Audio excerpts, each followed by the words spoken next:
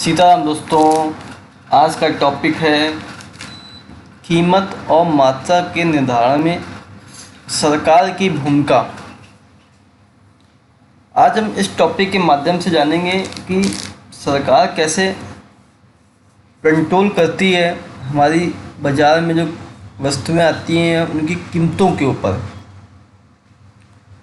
किसी भी वस्तु की संतुलन कीमत का जो निर्धारण होता है वो सरकार के बिना किसी हस्तक्षेप के मांग और पूर्ति की शक्तियों के द्वारा ही होता है। ये NIOS का सिलेबस है दोस्तों, और जो चीज़ें इम्पोर्टेंट हैं वो चीज़ें मैं आपको समझाने की कोशिश करूँगा और वही हाईलाइटेड है। ओके दोस्तों, बिना टाइम वेस्ट के हम आगे बढ़ते रहेंगे और सब चीज़ें UPSC के लिए बहुत ही ज़्यादा इम्पोर्टेंट हैं दोस्तों। चलिए देखते हैं वस्तु का निर्धारण कैसे होता है, वस्तुओं के मूल्य का निर्धारण कैसे होता है, ये आपको समझाएंगे। कहते हैं वस्तुओं और सेवाओं के उत्पादन और वितरण में सरकार की भूमिका। वस्तु की संतुलन कीमत का निर्धारण और सरकार के किसी हस्तक्षेप के बिना मांग और पूर्ति की शक्तियों के स्वतंत्र प्रभाव द्वारा ही होता है। लेकिन कभी कभार क्या हो जाता है कि बाजार में किसी वस्तु की कमी हो जाती है तो उसकी कीमत बहुत ऊंची होने लगती है, और ऊंची कीमत होने के कारण वस्तु खरीदने में लोग असमर्थ हो जाते हैं। और इस प्रकार जो होता है उपभोक्ताओं के हितों की रक्षा करने के लिए सरकार को वस्तुओं की कीमत निश्चित करनी पड़ती है, जो प्रायः संतुलन कीमत से कम हो जाती है।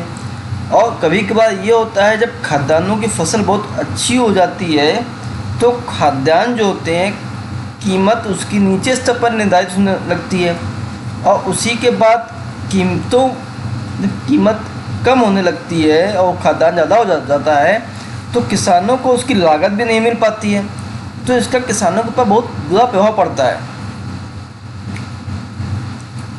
और ऐसी स्थिति में सरकार खाद्यान्नों की कीमत निश्चित करती है जो कि संतुलन कीमत से अधिक होती है, जिससे उत्पादकों विशेष रूप से किसानों के हितों की रक्षा होती है। और कभी कभी उपभोक्ताओं और उत्पादकों के हितों की रक्षा के लिए भी सरकार वस्तुओं की कीमत निर्धारण में मांग और पूर्ति की शक्तियों की स्वतंत्र भूमिका नहीं चलने देती है। और निर्देशित जो कीमत होती है निम्न रूपों में हो सकती है। निम्न रूप क्या है? नियंत्रित कीमत, समर्थन कीमत, सांकेतिक कीमत और दोहरी कीमत। 4 कीमत निर्धारित होती हैं दोस्तों। अब दोस्तों हम समझेंगे नियंत्रित कीमत क्या होती है। उपभोक्ताओं के हितों की रक्षा करने के लिए सरकार वस्तु की अधिकतम कीमत निश्चित करती है, और यह अधिकतम कीमत प्रायः जो संतुलित कीमत होती है उससे कम होती है। इसे ही हम नियंत्रित कीमत और उच्चतम कीमत कहते हैं। अब यह सरकार क्यों निश्चित करती है कि गरीब लोग संतुलन कीमत पर वस्तु को खरीदने में समर्थ नहीं होते हैं, कि सभी लोग नहीं खरीद सकते हैं यार। और यह स्थिति पैदा कब होती है? जब किसी वस्तु का उत्पादन उसकी मांग से क्या हो जाए, कम हो जाए, तो हम नियंत्रित कीमत निर्धारित करते हैं कि भैया अब इतना ही बेचना है इस सामान को इतने रुपए में। समझे दोस्तों? अब भारत में सरकार नियंत्रित कीमत अथवा उच्चतम कीमत उन वस्तुओं के लिए ही निर्धारित करती है जिन्हें वह आम जनता के लिए अनिवार्य समझती है। अब आम जनता के लिए अनिवार्य क्या क्या चीज़ें हैं? गेहूँ, चावल, चीनी, मिट्टी का तेल आदि नियंत्रित कीमतें हैं। और जब उच्चतम कीमत पर अधिक मांग होने के कारण सरकार क्या करती है? राशनिंग प्रणाली, राशनिंग सिस्टम को अपनाती है। और राशनिंग शब्द क्या है, क्या प्रति व्यक्ति प्रति इकाई समय में कोटा नियंत्रित कर सकता है। चला आपको 3 किलो गेहूँ मिल रहा है, एक व्यक्ति को 4 किलो गेहूँ मिल रहा है, 2.5 किलो गेहूँ मिल रहा है, ये नियंत्रित होता है। और उच्चतम कीमत पर वस्तु की अधिक मांग होने के कारण काला बाजारी की भी समस्या उत्पन्न हो सकती है। और दोस्तों काला बाजारी क्या है? काला बाजार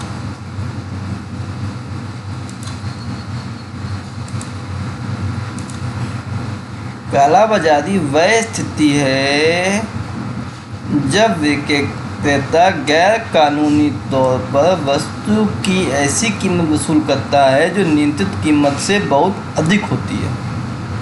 समझ गए? अब काला बाजारी की समस्या को दोहरी कीमत नीति द्वारा हल किया जा सकता है। समझ गए दोस्तों? ये काला बाजारी की कंडीशन है। जब आप अधिक मूल्य पर चीज़ों का वो करें तो समझ लीजिए कि काला बाजारी हो रही है। कोई मांगे 10 की जगह 20 तो काला बाजारी है वो। दोस्तों समर्थन कीमत क्या होता है? अब क्या होता है, कभी कभी जो उत्पादक होते, जो उत्पादन करते हैं, उत्पादक कहलाते हैं। मुख्य रूप से किसानों के हितों की रक्षा करने के लिए सरकार क्या करती है, वस्तु की न्यूनतम कीमत निर्धारित कर देती है कि इससे कम नहीं भैया, जिसका भुगतान उत्पादकों को करना होता है। और ये जो कीमत होती है प्रायः जो संतुलित कीमत होती है उससे अधिक होती है। और समस्या तब उत्पन्न होती है जब उत्पादकों को संतुलन कीमत पर उनकी पूरी लागत नहीं मिलती और सरकार द्वारा उत्पादकों के हितों की रक्षा करने के लिए निश्चित की गई कीमत, किसके हितों की रक्षा करने के लिए? उत्पादकों के हितों की रक्षा करने के लिए निश्चित की गई कीमत समर्थन कीमत कहलाती है। इससे वस्तु की पूर्ति आदि की समस्या उत्पन्न होती है। तात्पर्य यह है कि क्रेता जितनी वस्तु खरीदना चाहता है, विक्रेता उससे अधिक वस्तु बेचना चाहता है। समझिए दोस्तों, ये हो गया आपका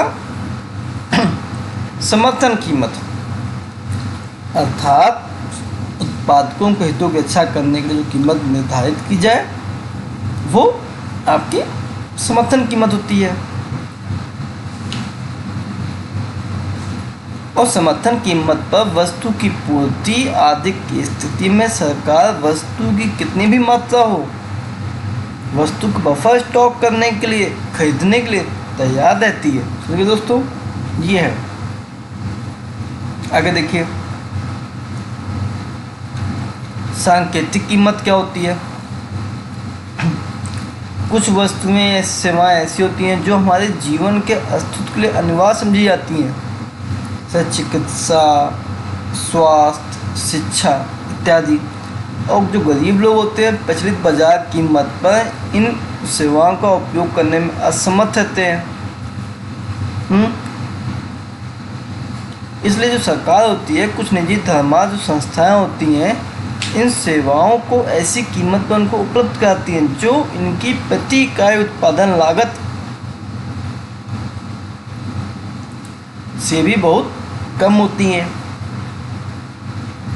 और यह कीमत इन वस्तुओं और सेवाओं की सांकेतिक कीमत कहलाती है। जैसे सरकारी स्कूलों में ली जाने वाली ट्यूशन फीस और सरकार द्वारा प्रति विद्यार्थी लागत वैसे बहुत कम होती हैं। और सांकेतिक कीमत इन सेवाओं का दुरुपयोग करने के लिए वसूल की जाती है, रोकने के लिए वसूल की जाती है, दुरुपयोग रोकने के लिए। अन्यथा इन वस्तुओं को निःशुल्क भी उपलब्ध कराया जा सकता है। जैसे निःशुल्क उपलब्ध कराया जाए तो कुछ निःशुल्क आवास, भोजन प्राप्त करने के लिए अस्पतालों में अधिक समय ठहरने का प्रयत्न करते हैं।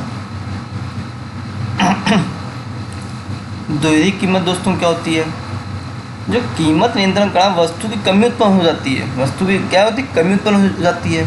और विक्रेता सरकार द्वारा नियंत्रित कीमत पर वस्तु की काफ़ी मात्रा की पूर्ति करने के लिए इच्छुक नहीं हो जाते हैं। कितने भी इतने में काम नहीं चलेगा कि यह कीमत संतुलित कीमत से कम होती है और इसी से वस्तु की काला बाजारी की स्थिति भी उत्पन्न होने लगती है। अब ऐसी स्थिति से बचने के लिए सरकार दोहरी कीमत नीति को अपनाती है। किसके साथ करता है? वस्तु के कुल उत्पादन का एक भाग नियंत्रित कीमत पर उचित दर की दुकानों के माध्यम से बेचा जाता है और शेष भाग प्रचलित बाजार कीमत पर बेचा जाता है, जिसका निर्धारण मांग और आपूर्ति की शक्तियों द्वारा निर्धारित होता है। और इसी कीमत पर वस्तु की कितनी मात्रा खरीदी जा सकती है। सब जैसे BPL गरीबी रेखा से नीचे राशन कार्ड वाले व्यक्तियों को सरकार उचित दरों पर दुकानों के माध्यम से गेहूँ, चावल, चीनी बेचती है और उत्पादकों को उत्पादन का शेष भाग खुले बाजार में बेचती है। ये है दूसरी कीमत। और बाजार कीमत पर करों और आर्थिक सतह का प्रभाव क्या पड़ता है दोस्तों? सरकार वस्तुओं के उत्पादन और उनकी बिक्री तथा कच्चे माल आदि के आयात पर विभिन्न प्रकार के कर लगाती है। आप देखते हैं जैसे उत्पादन शुल्क, बिक्री कर, आयात शुल्क इत्यादि कर लगते हैं। और ये कर सरकार को उत्पादकों, विक्रेताओं और वस्तुओं के आयात करने वालों द्वारा भुगतान किए जाते हैं। और इन उत्पादकों, विक्रेताओं और वस्तुओं के आयात करने वालों द्वारा भुगतान किए जाते हैं। और ये कर इन वस्तुओं के बाजार कीमत में वृद्धि करते हैं। आप देखते हैं इतना टैक्स लगे तो कीमत नहीं बढ़ गई। और यदि इन करों की दर को लोग बढ़ा देते हैं तो बाजार कीमतें भी बढ़ जाती हैं मेरे दोस्तों। और आर्थिक सहायता में वृद्धि करने से वस्तु की बाजार कीमत में कमी आती है। जैसे सरकार में मिट्टी का तेल, खाना पकाने गैस आदि पर आर्थिक सहायता सरकार देती है।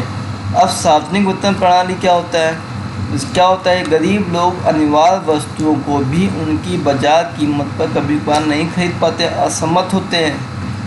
ऐसे लोगों की सहायता करने के लिए सरकार ने एक विधि अपनाई है जिसे सार्वजनिक वितरण प्रणाली कहते हैं। इसके अंतर्गत गेहूँ, चावल, चीनी, मिट्टी का तेल आदि राशन की दुकान के नाम से लोकप्रिय दुकान के माध्यम से उचित दर में दुकानों के माध्यम से आम आदमियों को सस्ती दर पर उपलब्ध कराते हैं। इन वस्तुओं को राशन कार्ड नामक पहचान पत्र के द्वारा बेचा जाता है। अनिवार्य तौर पर आर्थिक सहायता, जब इस वस्तु को बेची जाती है तो सरकार उनको आर्थिक सहायता देती है, क्योंकि जो राशन मिलता है वो कम कीमत में मिलता है। निश्चित मात्रा सरकार एक व्यक्ति को उसकी न्यूनतम मात्रा पे आवश्यकता के आधार पर प्रति समय इकाई प्रति व्यक्ति की मात्रा निश्चित कर देती है कि प्रत्येक व्यक्ति को इस राशन कार्ड में कितने लोग हैं, उसको कितनी मात्रा दी जाए। और उचित दर दुकान, राशन सरकार राशन की दुकान के नाम से लोकप्रिय उचित दर दुकानों के माध्यम से वस्तुओं को बेचती है। दुकानें देश के सभी भागों में खोली जाती हैं, सभी का पंजीकृत कराया जाता है, राशन कार्डों की संख्या उपलब्ध कराई जाती है और तब उनको बेचा जाता है। दोस्तों आज का टॉपिक इतना ही था, इसका सिलेबस था। हमारे साथ बने रहे, बहुत बहुत धन्यवाद। कीमत और मात्रा के निर्धारण में सरकार की क्या भूमिका रही, ये मैंने आपको समझाया है बड़े प्यार से। आपको अच्छा लगा होगा, आप चैनल को सब्सक्राइब करें, मन हो तो करें, ना मन हो कोई बात नहीं, लेकिन एक बार जरूर पढ़ लें बस। आप सभी का बहुत बहुत धन्यवाद। जय हिंद, जय भारत।